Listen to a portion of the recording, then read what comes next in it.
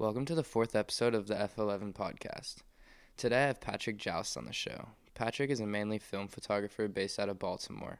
He mainly shoots suburban, walk-around type of photography. His work creates cinematic scenes out of everyday life. On today's show, we cover things like finding your style to the film versus digital argument that is ongoing. If you'd like me to have someone on or a topic discussed, feel free to shoot a DM to at F11_podcast on Instagram. If you'd rather watch in video form, you can also find us on YouTube. With that out of the way, let's get into the show. Patrick, would you be okay with giving a short introduction of yourself? Sure. I'm a 42-year-old photographer. I live in Baltimore with my wife and two kids. And I've been photographing, I guess, for about 17, 18 years or so. Perfect. All right. Thank you. Yeah, my first point was going to be actually how long have you been taking photos? Yeah, so it started when I first came to Baltimore. I came here as an AmeriCorps volunteer in 2002, and I had no interest in photography. I mean, other than just standard snapshots and that sort of thing. But I basically got really inspired by the city. My job basically involved me tutoring adults kind of during the day. And then children, like when school let out after 3 o'clock, and then I'd kind of be tutoring until 8, and I'd basically kind of go all over the city. And I had been to Baltimore before, but I'd only been to kind of the more touristy areas, and I just sort of became kind of fascinated with the city, and I thought, oh, I want to photograph it. All right. So the second point that I had for you was, is there anything in specific that inspires you, or is there any general ideas that inspire your photography? There are a lot of different things that inspire me. I mean, one of the biggest things that got the big thing that got me into photography was just wanting to photograph Baltimore. And I think, and I definitely had the sense that I didn't have really the skill at first, or a really like strong idea about what I wanted to do with that, but I wanted to photograph the landscape, but also the people here. And so that was kind of the big inspiration, and that continued even though I moved away from Baltimore for a time. I'm from Northern California originally, and moved to San Francisco as an adult for 3 years until 2006. And I photographed while I was there, and I enjoyed that experience and took a handful of decent photographs. But it was really coming back to Baltimore again in 2006, and I've been here ever since, where I kind of really dove into photography in a much more serious way, and also I think looking at other people's work. I think there's a lot of different types of inspiration. I've always been interested in art, and would spend lots of times in museums as a kid, mostly like looking at paintings and things like that. And I was interested in movies and that sort of thing. But I think what really helped with photography were certainly those things, but also the various kind of earlier social media things that existed for photography. So there was like this site called P-Base, which I don't know if it's still around, but it was kind of like a earlier version of Flickr. And then there was Flickr, which I still use today. And basically just like seeing what other people were doing, both in Baltimore and then all around the world, kind of I think, gave me a better sense of what I might want to do with my work. And gave me a sense of direction. I think honestly, one of the best things that a person can do is really just look at other people's work, and not just photography, but any kind of thing that you're interested in. Of course, reading and listening to music as well. I think that's super cool how the area as a whole, Baltimore, kind of inspired you and got you into photography, got you kind of back into it as well. Yeah. For myself, I totally get that, because if I go in a certain area, there's a city called San Juan, which is the next city over. I'm in Dana Point, and Hmm. when I'm there, it just kind of gets my creative juices flowing, I guess you could say.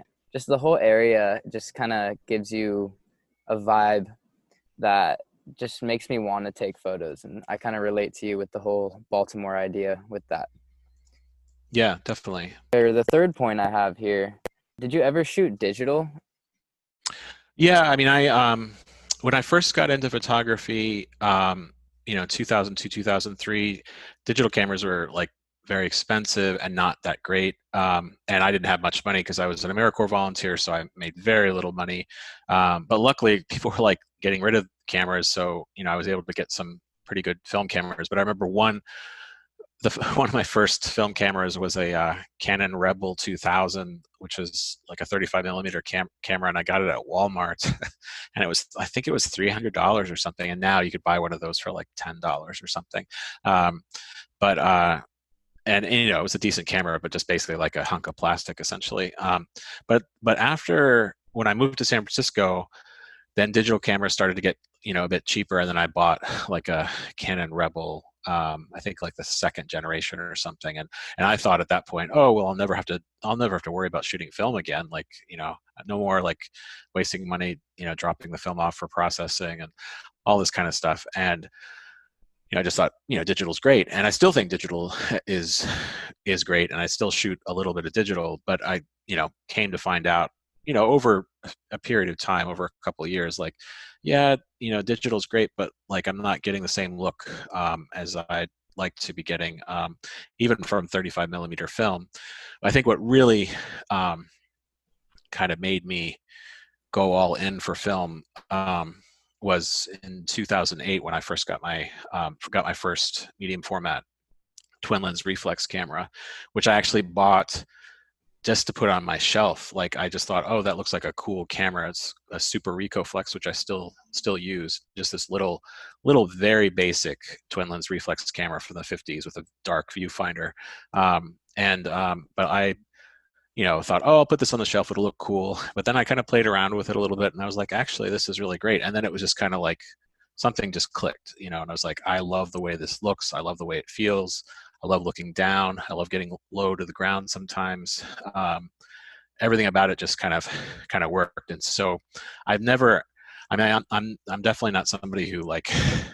To me, the whole digital versus film stuff is just silly. To me, they're all just like different formats, and use different use whatever format fits for you. But if I had to pick one, I would certainly pick medium format film. It's just to me, it's just so beautiful. Even the most basic photos that I see with a medium format camera, tend to blow me away.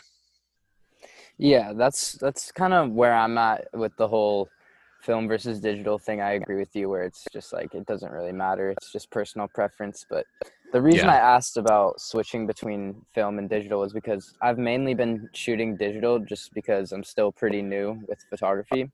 And I recently picked up a 35 millimeter camera, and I was just wondering how the transitioning was for you. But it sounds like you already were kind of using film mainly. So I think, Yeah, I mean, with somebody my age, that's a lot of it, because I mean, that film was all there was until I remember when was that 1997. I worked at Staples, and they had a handful of digital cameras for sale there, and they were like maybe like a third of a megapixel in resolution, or like half a megapixel. I mean, equivalent. I don't know. They didn't even talk about megapixels at the time. And basically, the only people who bought them were real estate agents, just people like looking for just some basic thing to take a picture. But like, essentially film is just what I knew. But to me, the thing with digital that is great is, I mean, yeah, so when I got that digital camera, that Canon Rebel, I took thousands and thousands of bad pictures, and I took a couple good ones too, but lots and lots of bad pictures. But I didn't waste any money, and I didn't have a lot of money at the time either. So I think yeah, it's to me, it's really silly when people get kind of snobby about film, um, because it is more expensive, and you have to be more careful about how you're doing things. So I think digital is really great because the accessibility of it, and it doesn't even have to be an actual digital camera. I mean, obviously, smartphones and everything, like, I mean, the resolution is pretty impressive. So I think whatever really gets a person out shooting. But I think what people find is just that there is like, it's pretty hard to emulate, even though like digital cameras, the resolution is going to be a lot better. We're not, that's not really the thing. It's kind of like the look is different, and the process of shooting film obviously is different. So I think there are advantages to anyone, but to me, like when I've studied photographers, um, and if I can learn anything about their process, like Eggleston or Walker Evans or people like that, they all do it differently. They all did it differently from each other. Like it's really does come down to like a person has to just kind of plug away and like figure out what works, and they might decide like, yeah, this really doesn't make sense to me, and that's fine. Hopefully they can find something that works. Yeah, I totally agree with you with that. The whole process and how it's different. I actually just developed my first role today, a Oh, few cool. hours ago. Yeah, and while I was doing that, it kind of made me stop and think how I really enjoyed just like I was sitting in the closet actually, and it was completely dark. I was loading the film onto the roll, and I was sitting there and I was Yeah, like, this is yeah, like something I never would do with digital, you know what I mean? And I was sitting there and I just really was yeah, appreciating it, like using the different heats and stuff to use the C41 correctly and things like that. It was just a really cool process and I totally yeah. appreciated it. For the next part, I have a photo on your Instagram. I have a couple saved here. Hmm. If I DM it to you, would we be able to talk about it a little bit? All right, so the first photo here, the location of this photo is super interesting to me because you're on the train tracks and there's this large water tower, I believe it is, pretty Hmm. close to the center of the frame here. What's the story behind this photo? Like, did you see this during the daytime and think that you had to take a photo of it? Did you just stumble upon it at night, or how did that work? Well, a lot of um, photos that I see in Baltimore are one. I mean, like this is a place that I've photographed before on a different film. Like I think I shot it on, pardon me, on Ektar maybe the first time. This is on Fuji T64 tungsten balanced film, which is why it's so blue. Um, but yeah, a lot. I mean, it's funny because I was actually just driving by this area. This is over on the eastern edge of Baltimore, and I was just driving by there. I'm not usually there that often, um, but yeah, I mean, I think a lot in terms of around the city, especially at this point, because I know Baltimore pretty well, and so it's kind of like I return to a lot of places again and again, and so this is one that I've photographed a couple of times and just like the way the railroad tracks look. It's the kind of thing where I might return again if like the weather's different, if it's foggy or something, and if you could still see something there. I might fog doesn't happen here that often, but when it does, I try to take advantage of that kind of situation. Um, there's not really like a yeah, I mean, I'm always kind of looking around at things, and water towers are actually just kind of one of those things that stand out. Like if I see a water tower, I think, okay, I'd like to do something with that. I was actually out in Western Pennsylvania last November and found like a place where there were two water towers right next to each other, and that always like fascinates me. The look of that, especially juxtaposed with like a small house or something Hmm. like that nearby. But yeah, um, I'm not sure. It's hard for me. It's just it seems so funny. Like you do this work for a certain period of time, and then you're like, yeah, what's it all about? And I can't exactly explain. I look at this picture, and I'm like, yeah, I don't know. What is it about water towers or that kind of scene that attracts me? I mean, the railroad tracks definitely add something to it as well. Um, I think industrial areas and sort of like spaces around cities or towns that are kind of like, in between zones, kind of fascinate me a lot. Hmm. Yeah, I really liked that photo. Just the like X Thanks. of the railroad signs and stuff like that. Really, really like that one. Thanks. There's another one here that I wanted to talk about. I'm gonna send it to you real quick. And this one's a van, and it has the front windshield's like glowing blue. Hmm. I have a similar photo to that on my Instagram. I can send it to you as well, so you Yeah, can sure. see what I'm talking about here. Um, and I was just wondering on that one, do you remember what was illuminating the windshield? Yeah, that was in Felton, California, so near Santa Cruz. And yeah, this was just like basically a garage that was like on a corner, and there were a lot of cars coming up and illuminating it from that side. And actually, the cars are kind of a problem for some other shots that I was hoping to take, but with this, it was great because there was the moisture on the windshield, and so yeah, I was able to make it work for me. And that's a lot of times with, I mean, just like with daytime, but I feel like at night, especially because the contrasts could be so great, between light and dark, and so a lot of times the composition uh, forms essentially just trying to deal with the problem of too much light. So this was a good way to sort of diffuse that light. Hmm. Yeah, I saw that one and I just liked it a lot because that one is a lot more strong, I guess you could say, more contrasty, the blue, than the photo that I Yeah, have. Yeah, but it's a good one. I like that one a lot. And then the thanks. last photo here that I have to talk about, this one's, I believe it's a lake. It's some sort of body of water, and on the right there's reeds, and on the left side of the frame there's a light kind of illuminating, trailing down. Um, on this photo, Yeah, things was the light a boat?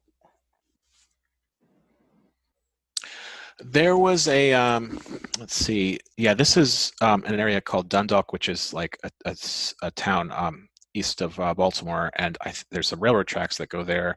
I'm not sure what the light was, if it was some sort of signal maybe for, because I think that was like a railroad track that that would move, depending on boat traffic or something like that.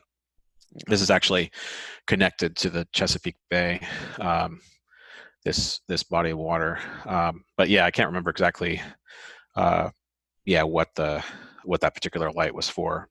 Okay, cool. And then the second point I had about it was on the right, it's the reeds are super like they're lit up, and I'm not sure if that was due to a light hitting them or was that due just to them being in the foreground more illuminated, or did you do like a flash pop on those or anything like that?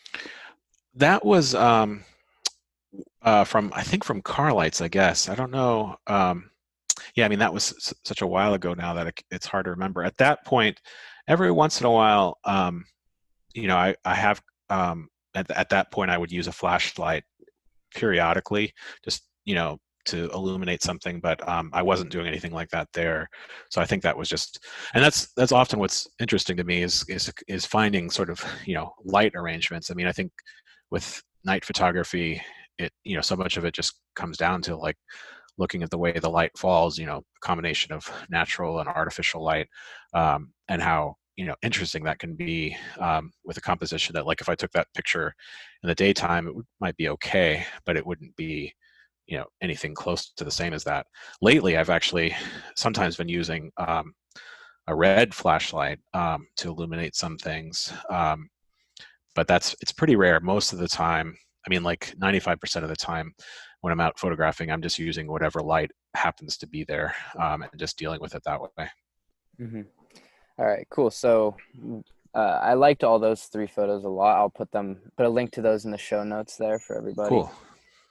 The next point I had for you was, do you have any past, current, or future projects that you have or plan on working on at all? Well, of course, circumstances now are so strange. I mean, in the about a month ago, I mean, I was going to be going with my family to the Pittsburgh area, and I liked photographing in Pennsylvania a lot, and particularly lately, it seems like Western Pennsylvania has been calling me a lot, but I had to cancel that trip, of course, because of COVID-19, and um, so, and I haven't been shooting as much in the last 6 weeks, I guess, like a lot of people. But yeah, I mean, I don't think of myself as I mean, as a I don't know. It's hard to say in terms of projects. I mean, I have sort of ongoing things in Baltimore, photographing people, which again is something I'm not doing so much of now because of the situation. But like this time of year, typically I go out more as the days get longer, and we'll do a lot of portraits and just talking with people, and that's kind of an ongoing, project of sorts. And then the night photography here in Baltimore, and then things in Pennsylvania. I feel like a lot of times it's not so much. I mean, there may be sort of theoretical books that are out there, and I have sort of things set up on my website where I have like a collection of images, which could perhaps be turned into a book at some point. Um, but at the same time, I mean, I'm not, I never went to school for photography.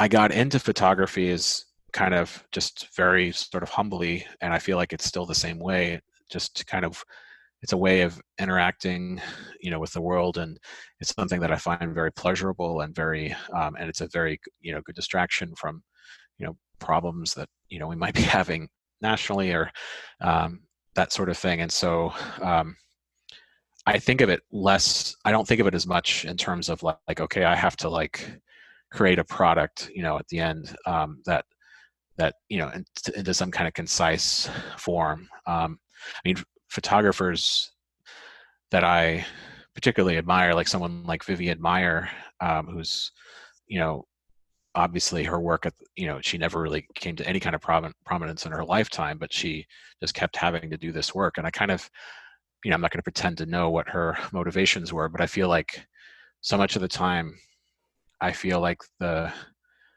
my motivation to do the work is just the work itself. And so it's, yeah, that's a kind of a long-winded answer, but yeah, I don't really have. I figure I'm only 42. Who knows, what can happen, in the coming years, what could possibly come together. I love photo books. You know, I'm a regular buyer of photo books, and I'm a librarian too, so I love books in general. So that seems like a logical thing to do, but it's also expensive. And I have a 1-year-old kid and a 7-year-old kid, and there are other things. And I kind of feel like maybe it's not quite the same as it may have been, 30 years ago or something, where you didn't have kind of a built-in audience. Whereas now, as flawed as something like Instagram may be, or social media may be, you can get your work out there and people can see it. And maybe it's a bit more superficial perhaps than it might be if somebody's getting a book, but books are expensive as